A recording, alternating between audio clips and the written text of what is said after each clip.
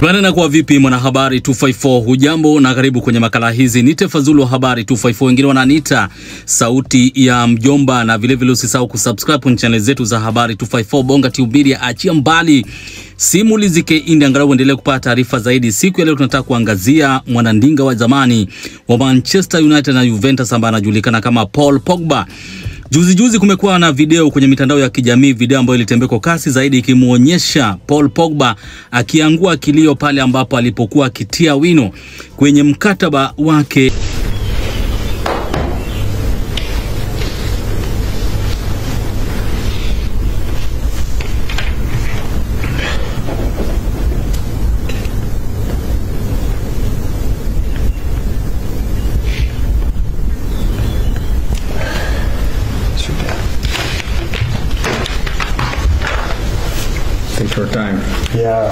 Kumbuko ya kuwa Paul Pogba ambaye ni raia wa Ufaransa alipigwa marufuku kushiriki kwenye mchezo wa mpira wa miguu baada ya kupatikana hatiani kwa ulaji wa muku maarufu kama doping. Shirika ambalo linashughulikia issue ya wanandinga na vile wale wanariadha kutotumia dawa za kusisimua misuli. Sasa hizi ni dawa ambazo zimepigwa marufuku na shirikisho ambalo linajulikana kama WADA. Sasa Paul Pogba alipatikana hatiani mwaka wa 2024 pale ambapo alifanywa vipimo na ikapatikana ya kuwa alikuwa ametumia dawa fulani ambayo inajulikana kama dihydrotestosterone.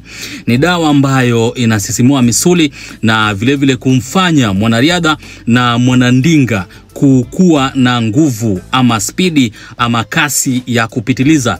Sasa Paul Pogba alipigwa marufuku ya miaka 4 mwaka wa 2024 kutoshiriki kwenye mchezo wa mpira wa miguu. Alafu baadaye akajihisi ya kuwa kuna jinsi walivyokuwa walimuonea. Sasa akaamua akakata rufaa, na rufaa yake inaonekana ya kuwa ilifaulu, kwa maana huyu ni jamaa ambaye alikuwa anajituma zaidi na alikuwa anajihisi ya kuwa kuna jinsi walivyomuonea. Sasa rufaa ya Paul Pogba ilipunguzwa kutoka miaka 4 hadi miezi 18.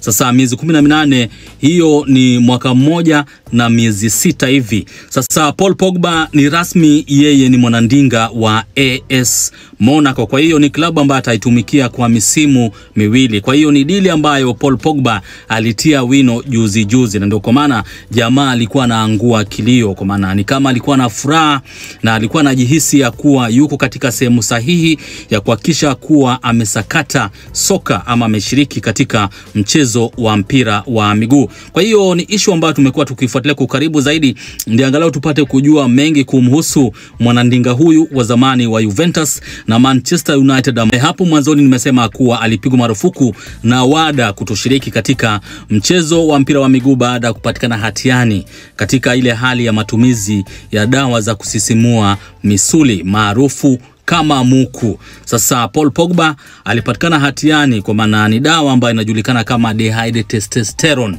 dawa ambayo inamfanya mwanariadha na mwanandinga kusakata kabumbu na vile kusonga mwendo kasi ama zaidi ya mwendo kasi. Kwa hiyo ni furaha ilioje kwa mwanandinga huyu wa zamani wa Manchester United na Juventus kurudi kwenye ulingo wa soka nchini Ufaransa katika klabu ambayo inajulikana kama AS Monaco, na ni dili ya misimu miwili, yani 2 season deal. Kwa hiyo Paul Pogba ataitumikia klabu ya hadi mwaka wa 2027, na ikumbukwe ya kuwa kabla ya yeye kupatwa na watu wa AS Monaco, jamaa alikuwa free agent, na maanisha kuwa yeye alikuwa free zaidi ya ndege ambaye anajulikana kama njiwa. Kwa hiyo ni habari 254 Bonga TV Media. Achia mbali simulizi K, tunajaribu kudadavua mengi kuhusiana na hali ya soka humu nchini na vile kimataifa. Alafu pia tunaangazia vitu vingi ambavyo vinakuhusu kama habari na tuko na umbea pia, alafu mambo ya siasa na vitu vingi tu tuseme hivyo. Kwa hiyo ukiwa kule magetoni, vijiweni na mitaani, usisahau kuwajuza wana, kwa wale ambao wanakufuatilia kwa karibu zaidi, waambia kuwa kuna channel 3 ambazo zinakuwa kwa kasi zaidi. Kule Uarabuni wanasema 3, yani kumaanisha 3. Habari 254 Bonga Tube Media, achia mbali simulizi KE. Kwa hiyo tunadadavua mengi kuhusiana na mchezo wa mpira wa miguu na michezo mengine. Kwa hiyo ni Habari 254, usisahau kusubscribe, kulike na vile vile kushare. Shukran jidan, marhab, habib, tunawapenda zaidi.